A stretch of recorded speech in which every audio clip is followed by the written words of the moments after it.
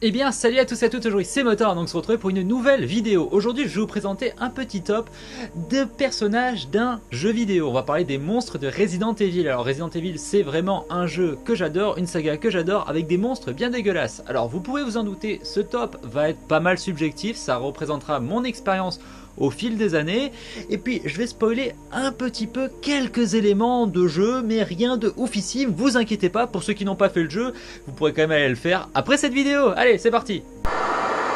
Numéro 10. Le Cerberus. Alors bon, c'est l'un des personnages les plus emblématiques du premier jeu, puisque lorsque tu marches tranquillou dans un corridor, il y en a un qui te saute sur la gueule. C'est aussi simple que ça. Alors développé dans le laboratoire Arklay sous le nom de code MA33, le Cerberus est tout simplement un Doberman auquel on a injecté le virus T. Contrairement aux zombies qui sont lents, mais lents, lui il court vite, il te mord les mollets, et il est loin d'être gentil. Alors petite précision quand même, il n'est pas à confondre avec les chiens zombies lambda qu'on trouvera dans d'autres épisodes qui sont tout simplement nuls. Numéro 9. Alors pour cette place nous n'avons pas un monstre mais une famille de monstres, la famille Baker. Ce sont les principaux antagonistes de Resident Evil 7 Biohazard, donc le dernier jeu sorti.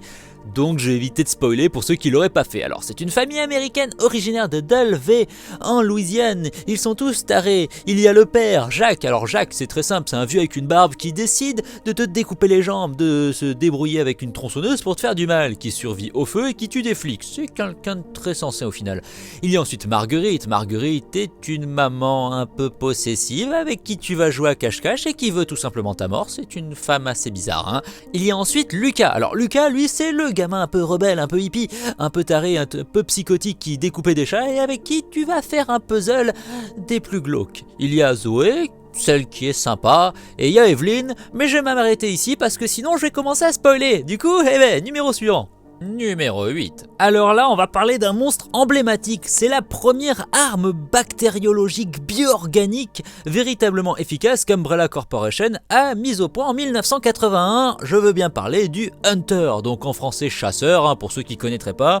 Alors c'est une énorme créature qui a tout simplement été infectée avec le virus T, donc elle est très grande, elle a de grandes dents, de grandes griffes, elle court très vite, elle a pour spécialité de décapiter les humains, de les manger. Et bien entendu, il n'y a pas eu qu'un seul Hunter, il y a eu le rouge, le bleu, l'orange, le vert, l'orange multicolore, l'arc-en-ciel, bref.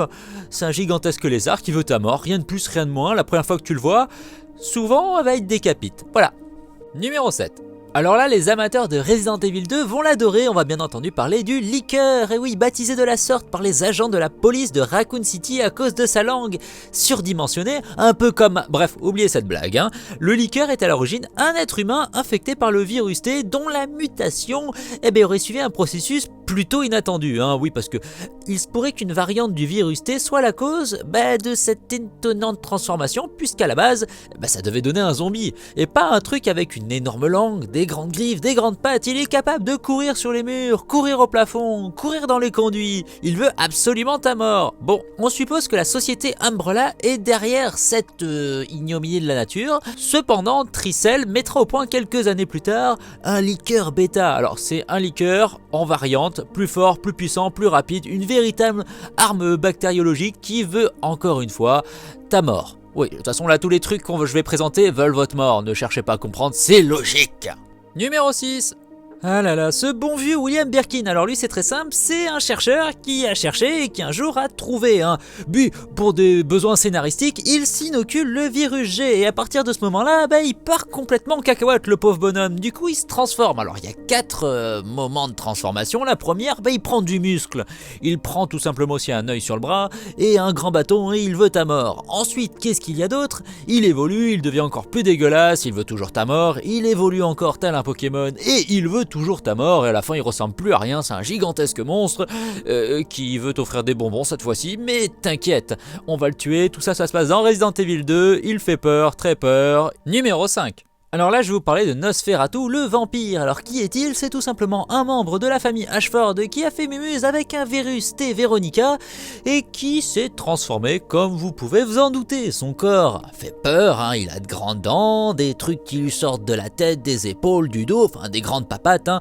Il développe aussi un gaz hautement toxique et il est retenu prisonnier par Umbrella dans un site en Antarctique. Et puis un jour, Claire Redfield et Steve Burnside tombent dessus et là c'est un grand combat bien épique.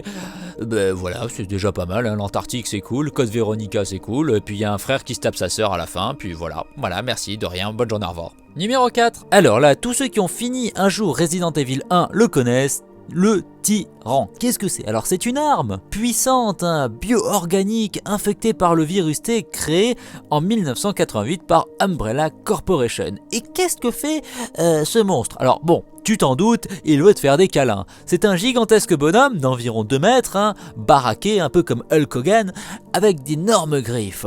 Et ce truc, il veut tuer tout le monde, notamment les stars, parce que les stars, c'est les méchants. Enfin, pour eux, du coup, c'est pas logique, mais c'est pas grave. Il y aura ensuite plein de déclinaisons du tyran, le tyran 1, le tyran 2, le tyran 3, et bien entendu, le légendaire Mister X. Mister X, qui est tout simplement un tyran modifié. En fait, les tyrans, c'est la base de tous les trucs un peu dégueulasse de Resident. Numéro 3. Lisa Trevor. Alors c'est la fille de l'architecte George Trevor et Lisa est un paradoxe en soi. En effet, c'est l'un des rares ennemis de la saga Resident Evil à susciter de l'empathie pour son destin. C'est le destin de Lisa qui pour le coup est méga pourri. Puisqu'en 1967, elle fut enfermée à l'âge de 14 ans dans le laboratoire Hartley et là...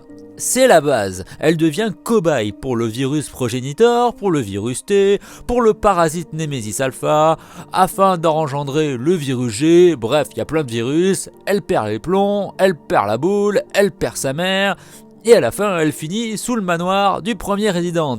Et bien entendu elle est devenue intuable. Quand tu la rencontres, tu trouves que son histoire est affreuse, c'est triste, mais putain elle fait peur et elle veut quand même ta mort. Ce qui est particulier. Numéro 2. Alors là, attention, j'ai du lourd. Resident Evil 4, ça vous parle? Moi, ça me parle. La première fois que tu y joues, t'as Léon S. Kennedy. Hein, tu te balades avec ton petit flingue. T'arrives dans un village d'Espagnols Illuminados. Et là, t'entends Wall Time avec une tronçonneuse. Brrr, et le mec, il court, il te décapite. Oui, donc c'est un mec qui fut infecté par un village, Las Plagas, village, virus, tout ce que tu veux. Et il a un problème avec les tronçonneuses et les têtes. Parce que les têtes, il les coupe. Du coup, à chaque fois que t'entends un bruit de tronçonneuse dans jeu, tu flippes ta mère, crois-moi. Numéro 1. Et là, je vais vous présenter, bien entendu, le plus grand monstre de tout l'univers des Resident Evil.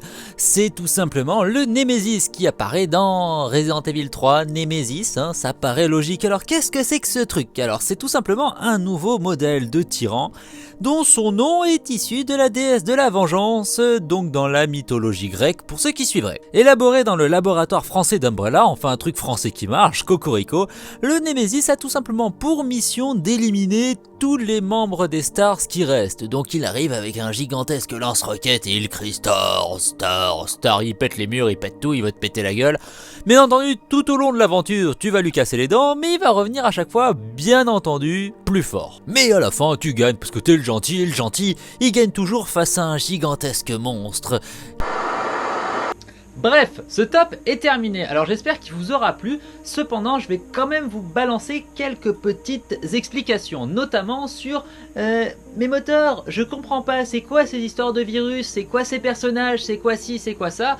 Alors si vous n'avez pas compris pas mal de choses, je vous conseille vraiment fortement d'aller vous faire un Resident Evil, du moins le premier, le deuxième, le troisième, le Code Veronica, le 4, le 7, bon le 5, le 6 et les épisodes Revelation sont oubliables, c'est pour ça que j'ai pas mis de monstres de ces 3 épisodes que je trouve à mon sens complètement pétés, mais ça reste uniquement mon avis.